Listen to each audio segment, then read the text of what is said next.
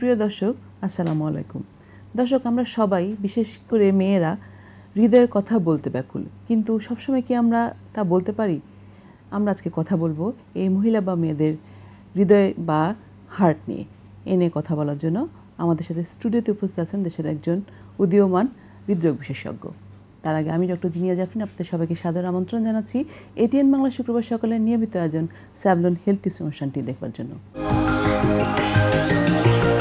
আজকে আমাদের সাথে স্টুডিওতে অতিথি হিসেবে উপস্থিত আছেন ডক্টর ফারহানা আহমেদ, মেডিসিন এবং হৃদরোগ বিশেষজ্ঞ, জাতীয় হৃদরোগ ইনস্টিটিউট ও হসপিটাল। আসুন ম্যাডামের সাথে পরিচিত হই এবং জেনে নিই মহিলাদের হার্টজনিত নানা রকম সমস্যা ও প্রতিকার নিয়ে। ম্যাডাম, আসসালামু আলাইকুম, কেমন আছেন? ধন্যবাদ ডক্টর জিনিয়া। আমি প্রথমেই ধন্যবাদ জানাতে চাই এটিএন বাংলার দর্শকবৃন্দ যারা এখন টিভি সেটের সামনে বসে আছেন তাদের, এবং এটিএন বাংলাকে আমাকে এখানে আমন্ত্রণ জানার জন্য।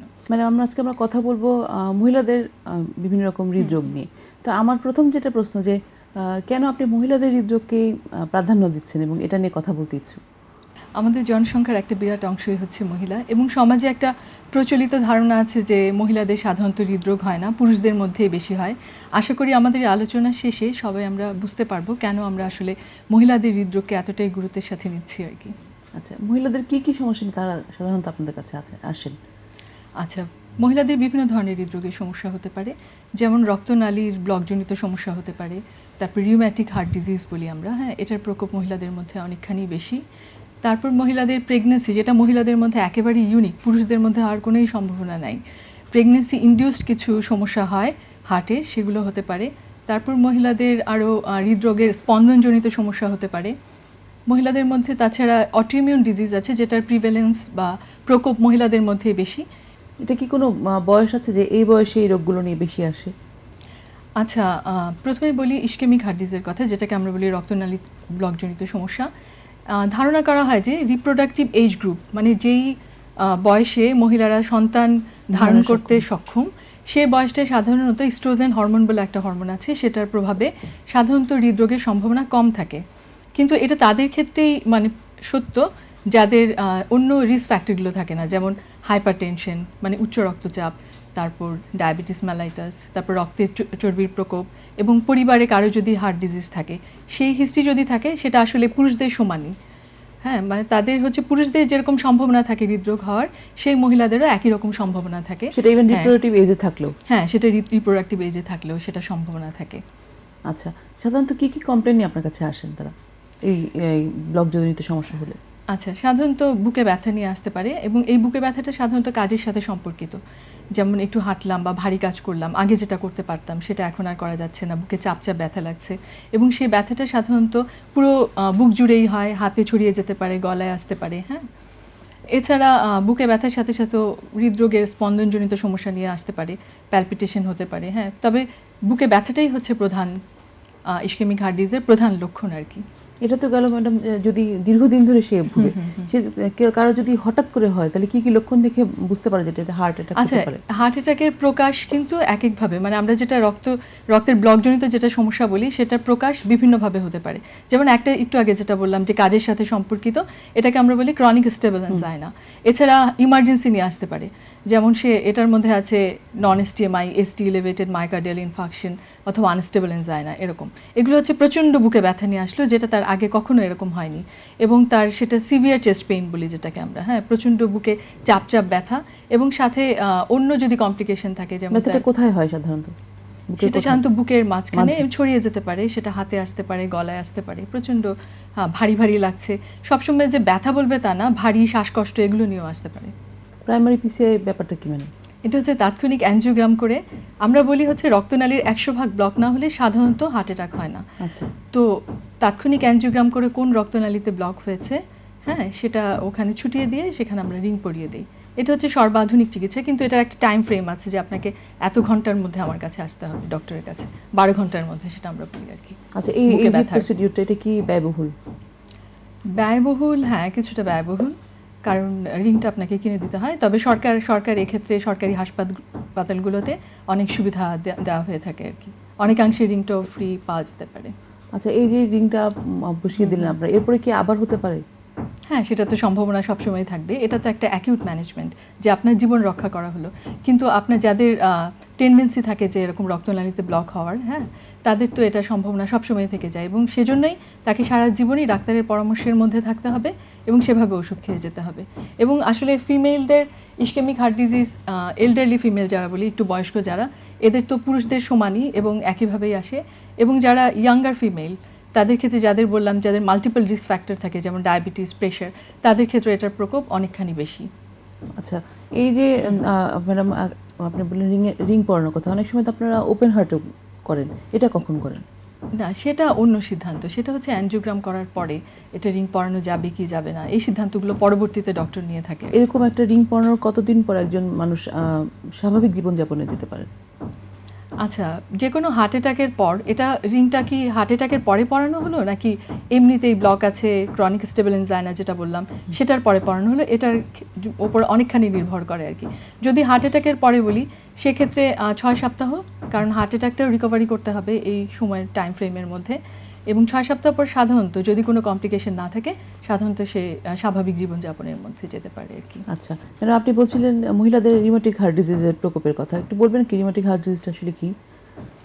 আচ্ছা, রিউম্যাটিক হার্ট ডিজিজ হচ্ছে ছোটোবেলায় যদি কারো ব্যাকটেরিয়ার ইনফেকশন হয়, মানে ব্যাকটেরিয়াজনিত যদি গলায় সোট বলি আমরা, গলা ব্যথা, হ্যাঁ, এ ধরনের যদি হয়, এবং সেটা যদি খুব তাড়াতাড়ি যদি আমরা চিকিৎসা না নিই, তবে কারো কারো ক্ষেত্রে, সবার ক্ষেত্রে না, কারো কারো ক্ষেত্রে এরকম হয় যে সেটা হার্টকেও ইফেক্ট করে। হার্টে আমরা জানি যে অনেকগুলো বাল্ব আছে, সাধারণত এই বাল্বগুলোই প্রধানত এফেক্টেড হয় আর কি। হ্যাঁ, তখন দেখা যায় অনেকের এক একজনের এক এক রকম প্রকাশ হয়। কারো দেখা যায় ওটা সারা জীবন তেমন কোনো অসুবিধা হয় না, আবার কারো দেখা যায় বাল্বে সিভিয়ার, মানে খুব গুরুতর অসুবিধা হয়ে যেতে পারে, বাল্ব ড্যামেজ হয়ে যেতে পারে, বাল্ব সরু হয়ে যেতে পারে, এভাবে বিভিন্ন ধরনের সমস্যা নিয়ে আসে। তবে প্রধানত যে বাল্বটা এফেক্টেড হয় সেটা হচ্ছে মাইট্রাল বাল্ব। আচ্ছা, হ্যাঁ, এবং মাইট্রাল স্টেনোসিস নিয়ে, মানে সরু হয়ে যাওয়া নিয়ে অনেক মহিলাই আমাদের কাছে আসে, এবং তারা দেখা যায় যে সেটাকে ছোটোবেলা থেকে খুব একটা গুরুত্বের মধ্যে নেয় না, কারণ প্রথমেই তো সিভিয়ার হয় না, হ্যাঁ, পরে ধীরে ধীরে দেখা যায় শ্বাসকষ্ট হচ্ছে বা পেশেন্টের প্যালপিটেশন হচ্ছে, মানে হৃদস্পন্দন ইরেগুলার হচ্ছে, কিন্তু দেখা যাচ্ছে সেটাকে সে খুব একটা গুরুত্বের মধ্যে নেয় না। কিন্তু যখন প্রেগনেন্সি হয় বা বাচ্চা ডেলিভারির সময় বা বাচ্চা যখন তার বড় হচ্ছে তার মধ্যে, তখনই তার লক্ষণগুলো প্রকাশ পেতে থাকে এবং প্রকট আকার ধারণ করে। এখন এই যে যাদের এই রিউমেটিক ফিভার হয়, তারা কিভাবে বুঝবে এবং কিভাবে প্রিভেন্ট করবে? এটা প্রিভেনশন তো হচ্ছে যেটা বললাম, গলায় যখনই প্রদাহ হবে সাথে সাথে তাকে একজন ডক্টরের কাছে যেতে হবে এবং সে সেভাবে চিকিৎসা নেবে, তাহলে এটা অনেকখানি প্রিভেন্ট করা যায়। আর যদি সেটা না হয়, কারণ দেখা যাচ্ছে যে 50% কেসে এই ধরনের হয় না, হ্যাঁ, তো তাদের ক্ষেত্রে যদি কোনো সিমটম হয় যে তার শ্বাসকষ্ট হচ্ছে বা স্পন্দন ইরেগুলার হচ্ছে, হ্যাঁ, তখন অবশ্যই ডাক্তারের পরামর্শ নেওয়া উচিত। এই লক্ষণগুলো কি একটু বয়স যখন বাড়ে তখন হয় নাকি? বয়স বাড়ার সাথে সম্পর্কিত না, এটা হচ্ছে বাল্বটা কতখানি এফেক্টেড হলো সেটার সাথে সম্পর্কিত। এই ধরনের রোগীদের ক্ষেত্রে আপনাদের হাতে কি চিকিৎসা রয়েছে? হ্যাঁ, এটা খুবই গুরুত্বপূর্ণ, কারণ এটা হচ্ছে বিভিন্ন স্টেজে, সে আমার কাছে কখন কিভাবে আসলো সেটার উপর নির্ভর করবে। সে যদি খুব প্রিলিমিনারি স্টেজে আসে, মানে খুব প্রাথমিক পর্যায়ে আমার কাছে আসে, তখন সে ওষুধ দিয়ে সে তার সিমটমগুলোকে আমরা কন্ট্রোল করতে পারি। কিন্তু এরকম যদি হয় যে উপসর্গটা অনেক বেশি, তার বাল্ব ভীষণভাবে শুরু হয়ে গেছে অথবা বাল্বে অনেকখানি লিক, তখন চিকিৎসা পদ্ধতিটা ভিন্ন হবে। এক্ষেত্রে বলে রাখি, বাল্ব যদি সরু হয়ে যায় সেক্ষেত্রে 2 ধরনের চিকিৎসা পদ্ধতি আছে। একটা তো ওষুধ সে খেতেই থাকবে, তার পাশাপাশি আমরা পিটিএমসি বলি, মানে সোজা কথায় যেটা বলি যে সরু বাল্বটাকে বেলুন দিয়ে ফুলিয়ে দেওয়া। এটা অনেকেই জানেন না, কিন্তু এটা একটা খুব ভালো চিকিৎসা পদ্ধতি আর কি। যদি বাল্বটা সেরকম, বাল্বের যে স্ট্রাকচার আছে, বাল্বটা সেরকম যদি উপযুক্ত হয় পিটিএমসি করার জন্য, তাহলে পিটিএমসিটা খুব ভালো অপশন। ইভেন যারা প্রেগনেন্সিতে মাইট্রাল স্টেনোসিস ডায়াগনোসিস হয়েছে, মানে মাইট্রাল বাল্ব শুরু হয়ে গেছে, এটা প্রেগনেন্সি অবস্থায় যাদের ডায়াগনোসিস হয়েছে, তাদের সেকেন্ড ট্রাইমেস্টার মানে প্রেগনেন্সির দ্বিতীয় ভাগে, তখনও আমরা এই পিটিএমসি পদ্ধতির মাধ্যমে চিকিৎসা নিতে পারি। এর ফলে রোগীর কি লাভটা হয়? লাভটা হচ্ছে যে আমরা বাল্ব বদলানোর যে ব্যাপারটা থাকে সেটাকে আমরা কিছুটা ডিলে করাতে পারি। যে পিটিএমসি করার পরে এই রোগীগুলো দেখা যায় 5 থেকে 10 বছর বা তারও অনেকখানি বেশি সময় ভালো থাকে তারা। তার মানে কি এটা আবার হতে পারে, মানে এই তাকে আবার প্রসিডিউরে যেতে হতে পারে? হ্যাঁ, যেতে হতে পারে। সেজন্য সবসময় কোনো চিকিৎসায় যে এটাই আলটিমেট চিকিৎসা, মানে এটাই শেষ চিকিৎসা সেরকম না। আপনাকে সবসময় একজন কার্ডিওলজিস্টের মনিটরিংয়ে থাকতে হবে। আচ্ছা, ধরেন এরকম অবস্থা আসলো যে আপনারা বেলুনিং করতে পারলেন না, সেক্ষেত্রে কি অপশন আছে? সেক্ষেত্রে বাল্ব বদলাতে হবে, সেটা কার্ডিয়াক সার্জনরা করে থাকে আর কি। এবং এটা কতটা চিকিৎসাটা কতটা ফলপ্রসূ? অবশ্যই ফলপ্রসূ, কিন্তু এগুলোর পরে খুব মনিটরের মধ্যে থাকতে হয়। বাল্ব যেন বদলানো, বাল্বটা যেন বন্ধ হয়ে না যায়, সেজন্য ওয়ারফেরিন নামে একটা ওষুধ খেতে হয়। এখানে বলে রাখি, যারা প্রেগনেন্সি যারা, হ্যাঁ এগুলো খুব গুরুত্বপূর্ণ ফিমেলদের ক্ষেত্রে এই কারণে যে তাদের এই অসুখগুলো সাধারণত রিপ্রোডাক্টিভ এইজ তো আমাদের অনেক দীর্ঘ, এই সময়গুলোতে, কারণ প্রেগনেন্সি তো কোনো কিছুতে আপনি আটকাতে পারবেন না, তাই না? সেটা হয়ে যেতে পারে, তখন আপনি কিভাবে মেজার নেবেন? ম্যাডাম, আমরা বিরতির আগে কথা বলছিলাম মহিলাদের প্রেগনেন্সিতে যে হৃদরোগগুলো আপনারা পান সেটা নিয়ে। এটা তো হতে পারে যে আগে থেকে তার রোগ ছিল, বা এমন হতে পারে যে তখনই তার একটা সমস্যা ধরা পড়লো। তো আমি এই পুরোটা সম্বন্ধে জানতে চাচ্ছি। আচ্ছা, এটা আসলে আমরা 3টা ভাগে ভাগ করি। একটা হচ্ছে প্রেগনেন্সির আগের সময়টা, প্রেগনেন্সিকালীন, এবং তার পরবর্তী সময়টা। হ্যাঁ, এরকম। আর হচ্ছে পেশেন্টটা আগে থেকে হৃদরোগে আক্রান্ত থাকতে পারে, অথবা প্রেগনেন্সির সময়ে সে প্রেগনেন্সি ইনডিউসড একটা হৃদরোগ তার হতে পারে। এখন যারা আগে থেকে হৃদরোগে আক্রান্ত আছে তাদের ক্ষেত্রে আমাদের উপদেশ হচ্ছে, আপনি কখনো এটা আসলে ক্যাটাগরাইজ করতে হবে, শ্রেণীভাগ করতে হবে, যে আপনি কারা, এখানে পরিষ্কারভাবে জানতে হবে যে কারা প্রেগনেন্ট হতে পারবে এবং কারা প্রেগনেন্ট হতে পারবে না। এখানে একেবারে ওভাবে বলারও কিছু নাই যে হৃদরোগ থাকলেই প্রেগনেন্সিতে যাওয়া যাবে না, সেরকম না। যেমন অনেক আপনার কনজেনিটাল হার্ট ডিজিজ, যেটা বলি আমরা জন্মগত ত্রুটি আছে, যেমন এএসডি, দুটা নিলয়ের মাঝখানে ফুটো, হ্যাঁ দুটো অলিন্দের মাঝখানে ফুটো, এগুলো মাইটাল বাল্বে প্রোল্যাপস থাকে, হ্যাঁ অ্যাওটিক বা বাইকাসপিড অ্যাওটিক বাল্ব, এগুলো কিন্তু সহজেই প্রেগনেন্ট হতে পারে, এতে কোনো অসুবিধা নাই। এখন প্রেগনেন্সিতে কি সমস্যা হয়? প্রেগনেন্সিতে যেমন তার উচ্চ রক্তচাপ হতে পারে, আগে ছিল না, কিন্তু প্রেগনেন্সিতে দেখা গেল সে যখন রেগুলার অ্যান্টিনেটাল ফলো আপে যাচ্ছে তখন দেখলো যে তার প্রেশারটা অনেক বেশি। হ্যাঁ, আবার দেখা গেল ডেলিভারির পরে সেটা আর থাকছে না।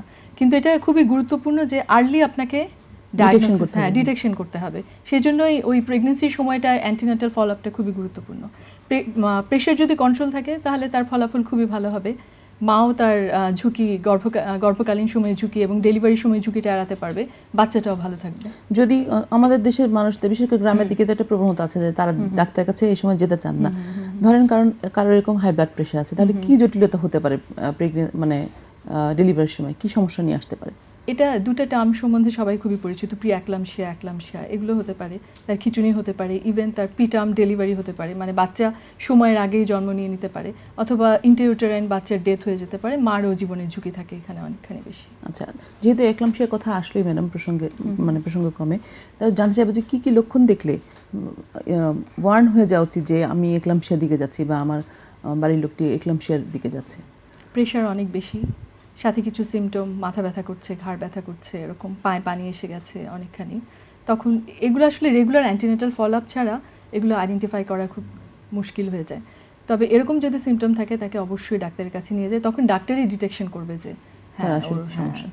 আচ্ছা, এই প্রেশারের সমস্যা ছাড়া আর কি কোনো সমস্যা প্রেগনেন্সিতে হতে পারে? হ্যাঁ, সবচেয়ে ইউনিক সমস্যা যেটা অনেক সময় প্রেগনেন্সির শেষের দিকে, হ্যাঁ ডেলিভারির 1 মাস আগে বা ডেলিভারি পরবর্তী 6 মাস পর্যন্ত দেখা যায় পেশেন্টে হার্ট ফেলিওর ডেভেলপ করে। এটাকে আমরা বলি পেরিপার্টাম কার্ডিওমায়োপ্যাথি।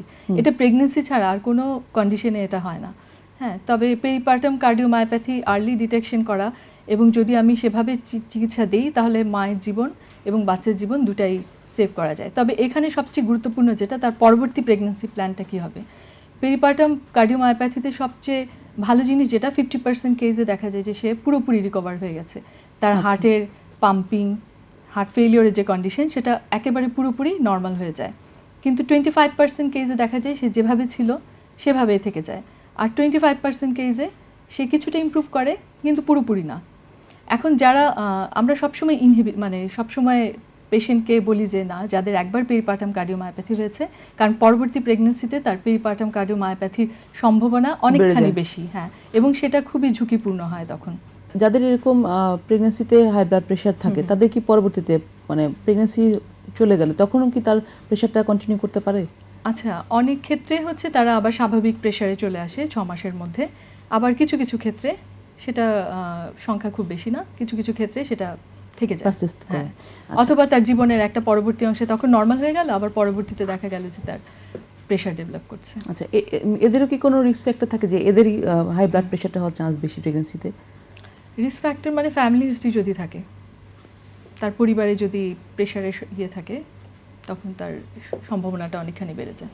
প্রেশারের রোগী যারা প্রেগনেন্সি হয়তো তার আগে থেকে প্রেশার ডিটেক্টেড, তারাও যখন প্রেগন্যান্সিতে যাবে তাদেরও তো চিকিৎসকের পরামর্শ নিয়ে যাওয়া উচিত, অবশ্যই যাওয়া উচিত। কারণ কিছু কিছু ওষুধ আছে এখানে আসলে মায়ের জীবন এবং বাচ্চার জীবন দুটাই জড়িত। হ্যাঁ, মাকে যেমন ভালো থাকতে হবে, বাচ্চাটাকেও দেখা যাচ্ছে যেন ওর কোনো কমপ্লিকেশন না হয়, ওর যেন জন্মগত ত্রুটি না হয়, সেদিকেও খেয়াল রাখতে হবে। হ্যাঁ, সেজন্য এটা খুব গুরুত্বপূর্ণ যে প্রেগনেন্সি হলেই যাদের প্রেশার আছে ওদের অবশ্যই একজন কার্ডিওলজিস্টের শরণাপন্ন হওয়া উচিত। কারণ কিছু কিছু প্রেশার ওষুধ আছে যেগুলো আমাদের জন্মগত ত্রুটির কারণ হয়ে দাঁড়ায়, বাচ্চার জন্য ভালো না, সেগুলো আমরা চেঞ্জ করে প্রেগনেন্সিতে যেটা ভালো সেই ওষুধটা আমরা কন্টিনিউ করি। ম্যাডাম, আপনি বলছিলেন অটোইমিউন ডিজিজ নিয়ে। অটোইমিউন ডিজিজটা আসলে কি? এটা হচ্ছে আমাদের নিজেদের বডিতেই কিছু অ্যান্টিবডি তৈরি হয় যেটা আমাদের আবার নিজেদের বিরুদ্ধেই কাজ করে আর কি।